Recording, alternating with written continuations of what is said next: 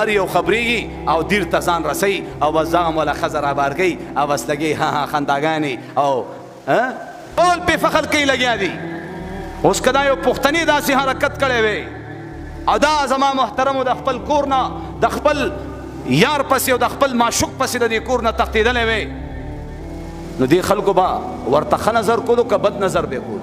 وایه وایه دې به ورته بد نظر کولو. ته خو زما پښتنه د واده په شپه باندې د هغې لاس په قرآن باندې ږدي چې تا خو به داسې غلط حرکت نه کړی، تا خو به زنا نه کړي، تا خو بدکاري نه کړي.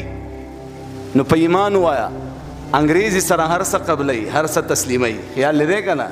نه انګریزان خو د الله دشمنان دي، هغې خو آزاده زندگی تېره کړي، هغې خو د ټوشو پیپر غونته کې خلکو استعمال کړي او غورځولي. زمونږ الحمدلله مسلمانانې پښتنې موږ الحمدلله د هغه سونې غونته کې سونه خلک پټه ساتي که ښکاره ساتي، پټه ساتي که ښکاره ساتي.